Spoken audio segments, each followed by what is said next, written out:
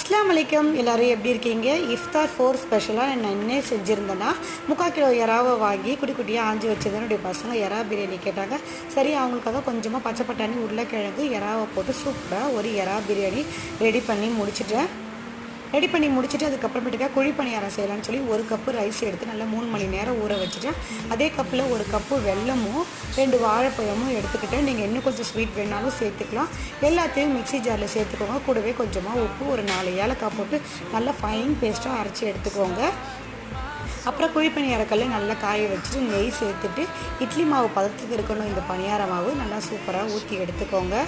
நல்லா நெய் ஊற்றி இது சாப்பிடும்போது செம்ம டேஸ்ட்டாக இருக்கும். அப்புறம் இன்றைக்கி இஃப்தாருக்கு நாங்கள் எங்கள் வீட்டில் என்ன செஞ்சோம்னா ஜூஸு, பிரியாணி, குழி பணியாரம் வச்சு சாப்பிட ஆரம்பிச்சிட்டோம். இஃப்தார் 5 வீடியோ நாளைக்கு அப்லோட் பண்ணுறோம். அதை பார்க்க மறக்காமல் நம்ம சேனலுக்கு சப்போர்ட் பண்ணுங்கள், சப்ஸ்கிரைப் பண்ணிக்கோங்க. தேங்க்ஸ் ஃபார் வாட்சிங்.